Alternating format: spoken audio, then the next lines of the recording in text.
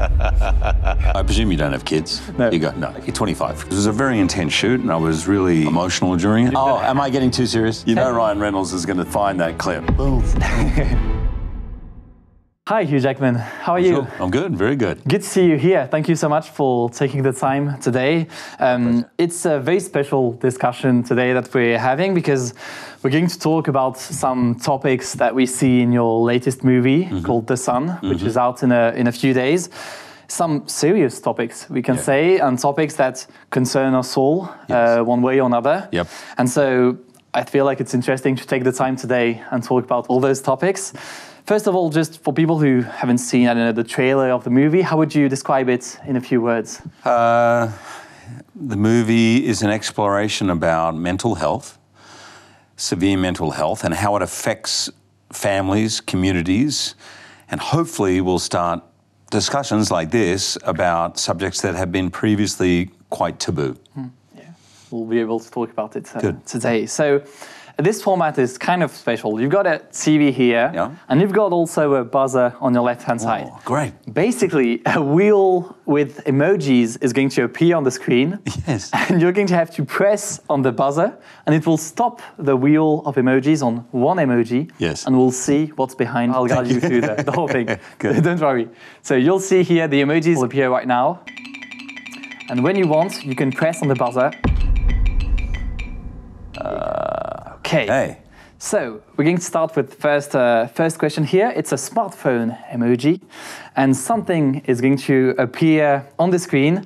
I'll let you look at it and react to it. My mom is my dad. Happy birthday, my love. Wish you nothing but the best. Mommy loves you.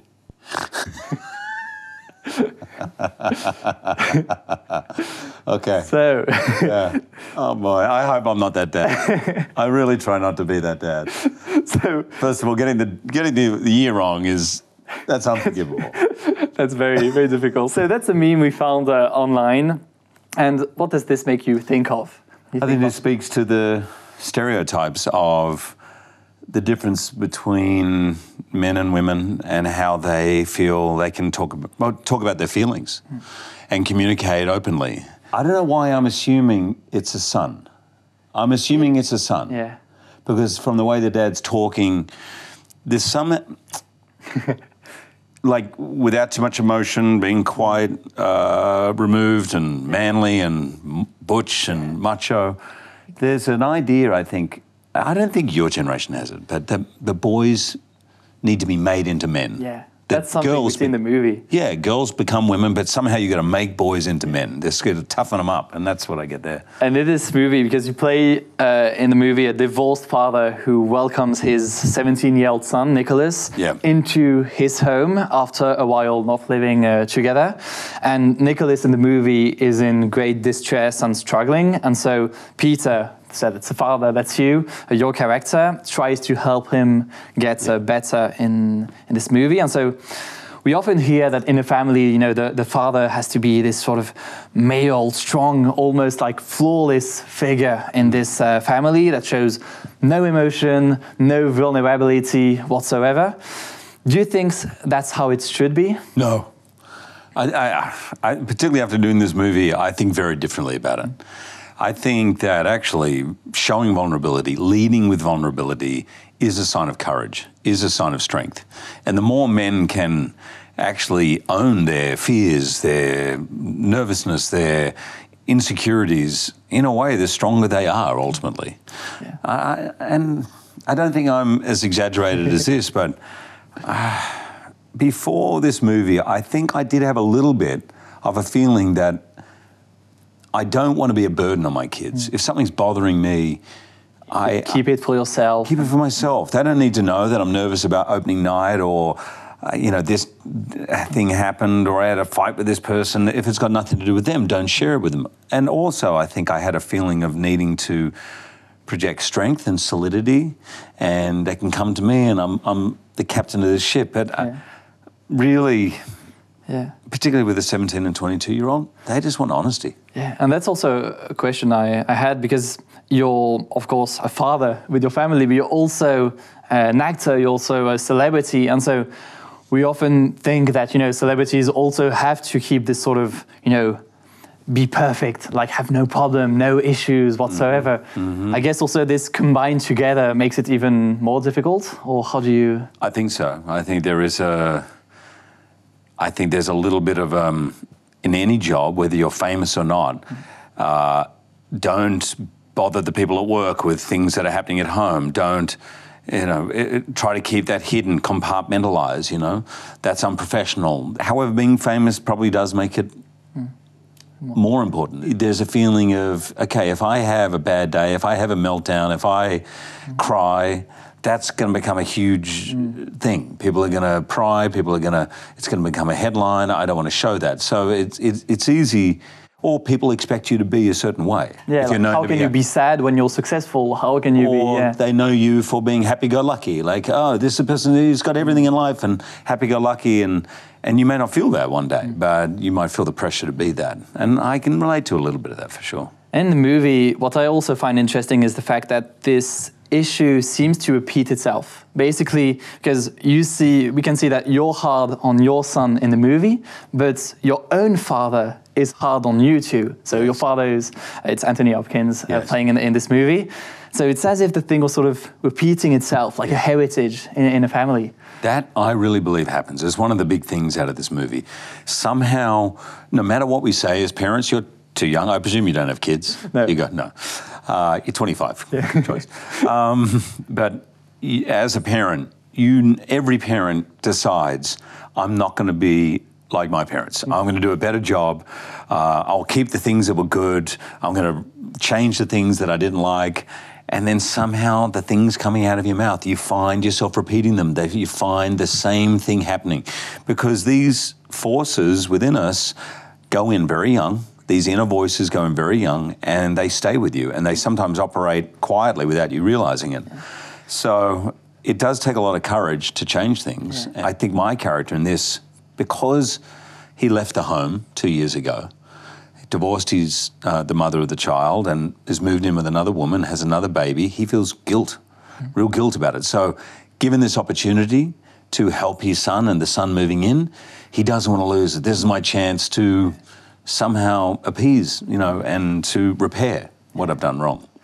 And also, do you think this has been, like, the fact of doing this movie has changed the way you you are with your children? Has this movie changed anything in the way you sort of see those questions? Oh, completely. Yeah.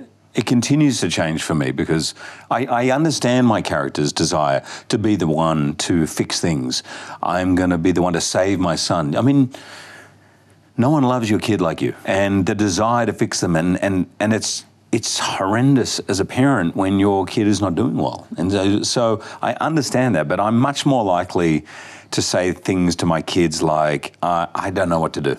Sorry, I really don't know. I really like to talk to you about it, or share with them things that are going on in my life that have nothing to do with them. Because it dawned on me that if I'm worried about something at work, they don't know that. If I don't tell them, they may think they've done something. Because they might see you like stressed or something, right. And they're like, why are you like this? What's going on? Or is there money problems? Are we not paying the rent? What's going on with him? And if nothing's said, there's just this distance. So I do share it with them, and they're totally, they want it, Have your children see the... Yeah. They saw, when I saw it for the first time, they came with me and saw it. We were in a COVID bubble when we shot. And thankfully for me, because it was a very intense shoot and I was really emotional during it. My father passed away during the film, so it was a difficult time. So thankfully my family were with me. So they kind of went through the film as well, even though they weren't on set. So I watched it with them. I remember coming home and my wife is very extroverted. Deb, she turned to the kids and said, what do you think? What do you guys think? What do you think? And my son just said, stop, Mum, I need time to digest. So he took I think it was the next night, we had about a 2 or 3 hour conversation after it, but it just took a little while. Yeah, but I understand this, because when I finished the movie, I was crying so much, and this was like a press screening, so it's meant to be like kind of serious and stuff. I was like, oops, okay, end of the movie. See, that's interesting, that's what you were talking about. Yeah, it's true. Right. The fact of not showing emotions. Oh, I'm with a lot of press, and I'm sure in your mind, you're like, I'm the younger one here, I'm the new... shouldn't be. I shouldn't be this. I don't want them to disrespect me. I don't want them to. Yeah. So we somehow don't allow ourselves to be emotionally free because we're in a work situation. Yeah. Even though we're watching a movie, which is kind of just kind of special. Yeah. Let's go on the next emoji. So you can press on the buzzer again. Stop on something else. So this emoji is a newspaper. Yes. You can see Actu du jour, news of the day in French. We'll see what's behind if you want to read the main title. Number 1 in 5 young adults suffers from a depressive disorder. It's a study published a few days ago. How does that make you feel when you read this? Desperately sad. I mean, that's a huge number. And if 1 in 5 have a diagnosed disorder, you know there's many more people who are undiagnosed, who haven't got help, who haven't done a survey, or there's many other people who are on the way to having a disorder. So the amount of young people that are struggling, I would say this is an epidemic. Depression, I know this, not myself personally, but I know people very close to me, and the work I did on the film is incredibly difficult, incredibly lonely, lonely. You feel really isolated. So the idea that many people in our society are feeling isolated and don't feel they have help is just, I find, devastating. And at one point in the movie, Nicholas, so the son, your son in the movie, even makes up a fake breakup with a girl to sort of give his father reason to his distress. Why do you think parents sometimes fail to understand what their children feel?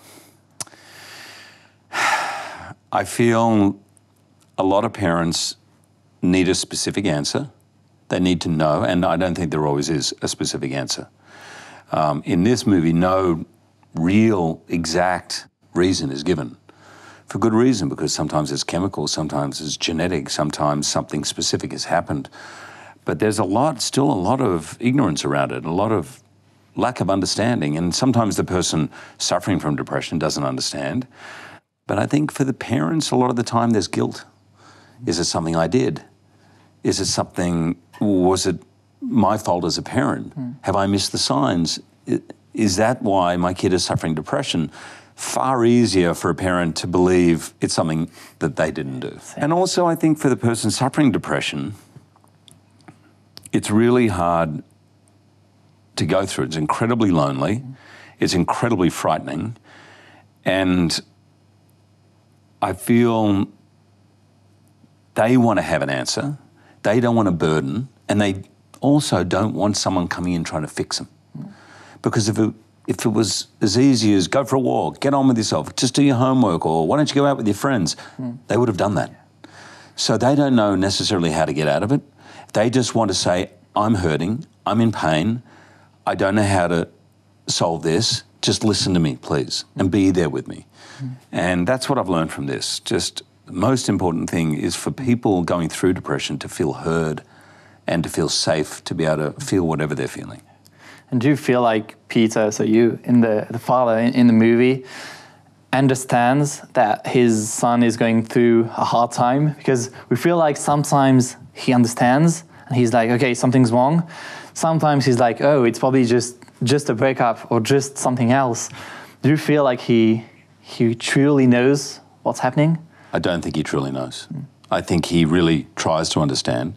I think he really tries to build a connection. I think he also wants to maybe foolishly believe everything is better when it's not. There are some scenes where you can see him coming to life and he's hearing a story, but he's not really paying attention to what is happening. There's guilt, there's the burden of his own upbringing, there's the fact that he's working 80 hours a week, that he has a new wife with a little baby who he feels he's neglecting. He's overworked, he's doing too many things, and he's also relying on himself to be the savior. And all of these reasons put together means that he's just not listening. He's not actually being present and really listening. And the anger that you see come from him is fear. I mean, I'm a parent. I get angry. I understand that. And it's always because of fear and worry. And young people's mental health is a subject we regularly cover on this channel. And about 2 years ago, we did a video where we gave students and young adults the chance to speak about mental health, the chance to speak about how difficult this situation was during COVID, during the pandemic in France, where people had to stay at home and everything. And it was important for us to show how young people were feeling. But what I felt interesting in this movie is the fact that the angle and the camera is not focused really on the son. It's focused on the family, on the father, on the mother. All people, on the mother, all the people around. And why do you think it's interesting to make this choice of focusing also on the family in this movie? That's a great question. Florian's first movie, The Father, took you directly inside the mind of Anthony Hopkins' character, who was suffering with dementia, and how it was to be so disoriented. And he made a deliberate choice with this, to not actually be inside the character suffering from the mental health issue, but everyone around them. And because of that, it's very difficult to tell what is motivating the young man. What's going on? Is it depression? Is he being lazy? What to do? Because he wants you to, Florian always wants you to feel, but the point of view of this film is to be inside the family. And I think that's particularly because he wants to start a conversation about how hard it is to try to help someone who's in that situation. And everyone watching this show knows someone very close to them. And hopefully this will start that conversation, because it's really, really hard. But I'm so glad you picked that up. The character is deliberately sort of hard to reach, even as an audience. And you're just not sure why. And that makes you all the more sort of tense at what the family are going to do, because you can see both sides of it. Yeah, and we rarely see him alone. And even when you see him alone, walking the streets or sitting in a park, you're away, you're distant, you're watching from outside, and you're left wondering, what's going on with this kid? What is it, depression? Is he lazy? Is he just angry with his father? What is it? Because that's what people suffering depression feel. They don't understand it. And so what did you learn about the right way to act as a father or as a parent when facing such an issue in a family? It's a great question. My generation, so when I was young, there was far more in this situation would be come on, just get on with it. It's not that bad. When I was young, I went through the same things. I just had to push on. You just need to push on. Come on. This is indulgent. The young people of today are too self-indulgent. They're weak. They should just move on, you know? That's what your father in the movie does. Right. But I think that would have been the case when I was young, and people would have said those sort of things. And so I think, for me, the thing I've learned from this is lead with a desire to truly make a safe space for that person who is suffering. Yeah. Keep asking questions that are going to reveal how that person's feeling. Dad, I don't know why, I just feel dark. I have no energy, I have no motivation. Tell me more about that. Tell me more. I want to understand. Tell me more. Rather than, well, you know, maybe get up earlier or go to bed earlier or do this or do that, fix this, fix that. No, find out more. What's going on? Allow that young person to be able to express how they feel, even if they don't know how to describe it. Let them feel safe in that. And also, it's okay to say, I'm so sorry you feel that. I've never felt that before. Tell me more about it. I want to know more. How can I help? Is there any way you think I can help? Ask those questions rather than assuming you know. And then, as we say in the movie, there's a beautiful line, love is not enough. It's not always enough. Sometimes you need professional help. And certainly for those 1 in 5 young adults, you need professional help. Yeah. So that's what we see also in the movie. So we're going to continue with the next question. The wheel is going to go again. You can press the buzzer. Boom. It should stop There one day. Here you go. All right. So, it's a dice emoji. We're going to play a little game. Okay. It's a game you probably know. It's called Would You Rather. Okay. You have to choose. Basically, two choices. You have to try and choose between both. You'll see it's linked to your movie or the career. Okay. It'll appear right now. The first one, Would You Rather? Professional life, personal life. The left one is from the movie. The right-hand side one is from your Instagram, I think. It is from my Instagram. I think I prefer. I prefer the personal life, not just because I'm smiling at the beach, and the other one I look very stern. But you do have to make a choice, and I know this is a 54-year-old. No, I mean, I did. Oh, am I getting too serious? Yeah, it's fine. For this one, it's fine. Okay, got it. Because I know it's very difficult. But I guess what's interesting here is it's another topic that's in the movie. And we can see here at the beginning of the film, Peter, so the father, is spending lots and lots and lots of time at work, missing also some important parts of his personal life. We've talked about it quite a lot. My question may seem a bit weird, but why do you think we work so much? I think there is a feeling that when you have an opportunity, particularly in an area that you love, that you've got to go for it. And something like acting or in your job, a lot of people would think, oh my God, they're so lucky. So there's a feeling of, I don't want to stop this because I have to do this. The next person's going to be sitting in that chair like that, in my chair like that. Got to keep going, got to keep that thing going, and I don't want to let go of it. I actually think this is a more economic question, but I think it's harder and harder now to live. And I think you just need to work longer hours. Pay is not as good for most people, and so there's that. And I think there's a fear, but deep down there's a fear of not achieving your goals if you don't work really, really hard. And we get that message all the time. It's like, why stop? Like, I know on a personal level, I'm struggling quite a lot with those questions of like work-life balance, because as it's a personal project, I'm like, working and working, and sometimes I'm like, oh, but am I missing parts of my personal life I should take time for? And like, can I ask you? Yeah. Okay, so now you're 25, you have your own channel. I didn't get my first acting job until I was 26, so you're very young. Is it a surprise to you to have this level of success?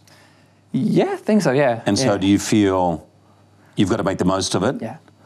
And what is your fear? What do you think you may be missing out on? I think it's a fear of, as it's a personal project of, oh, but if I stop, what will happen? Like, someone will replace me, or, as I'm a content creator on social media, like social networks, it's like, but what will happen if I stop posting for one day, for 1 month, for, I don't know, can I take holidays? Like, I rarely, take holidays on vacation and stuff. And sometimes I'm like, wait, but am I just missing a big part of my personal life because I'm just like, working and working on my project? And I think it's like many people who do something they love, also, I know how you see it, but are in this sort of like sprint, and If you're lucky enough to do something you love, that's awesome, because you're going to be surrounded by people doing the same thing, so they're going to become your friends. But the real issue, Hugo, at the bottom, at the end of all this, if you are basing your self-esteem on anything outside of yourself, it's going to be depleting ultimately, and the balance will be off. Because particularly in something where you're getting a lot of attention, like you are, the more that will feed you, and then that cycle is the one that makes it almost impossible to get off. So I think it's really important to have a sense of yourself, of what really gives you real self-esteem. Matters to you. And of course, because it doesn't matter what job you're in, you're going to have good days and bad days. You're going to have successes and not. You want to make sure that underneath it, you feel okay about yourself, because then you won't be a slave to work or a slave to successful work. You have to do what you truly want and not what people want you to do, or not what people, exactly. Yeah. Interesting. Thank you very much for this. No problem. Thank you. We've got a second one we can show here. Would you rather? But it's not Normal would guy. you rather. Normal guy. Normal guy. Normal guy. Superhero. You're always getting a call. That's true. You never get to relax. And also what's interesting is that, of course, it's two different characters, but we can feel that this movie was really important to you and really moved you, I guess, also on a personal level. Is it difficult to make the switch from movies like this to The Son? It's not difficult to make a switch. It's difficult to do either movie. All movies and all acting for me is difficult. And if it's not difficult, I wouldn't choose it because I don't want to just do something that feels mundane to me. And I know I've been in however many Wolverine movies, and I'm about to do another one with Ryan. It's difficult. The training, the feeding, the preparation every day on set. And I love that challenge. I want it to be challenging. I want to feel scared. But for me, the switch in acting is one of the easiest bits.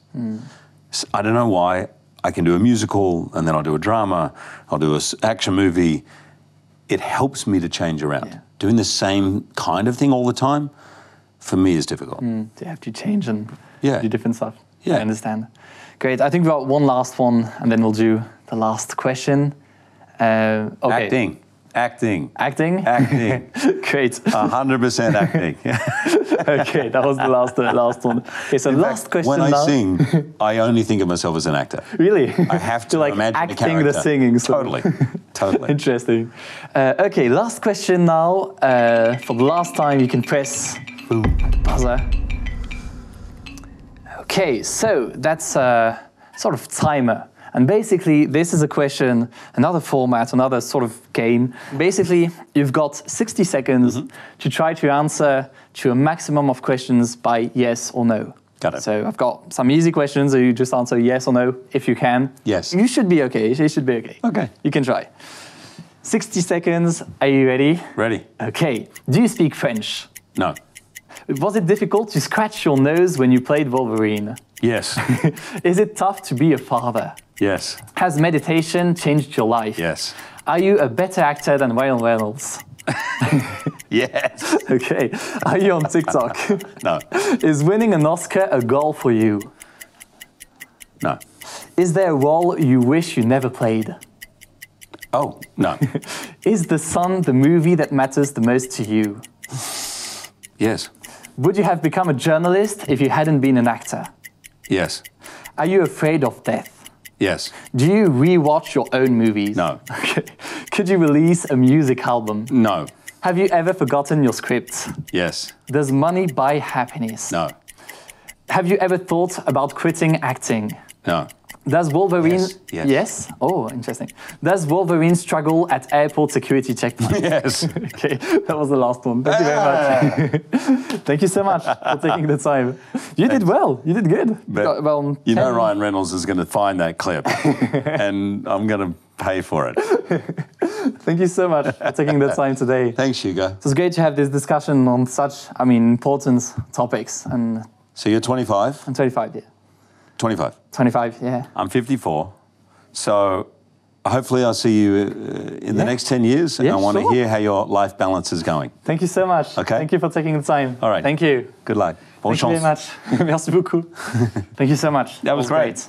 It was very interesting, and I really appreciate you spending time on a film like that. No, I think it's so important, and thank you for making this movie. It's just, I feel like it's important for all the young people watching. I love the format of your show. Thank you. I see thank you very much. Successful. Well done. Thank you.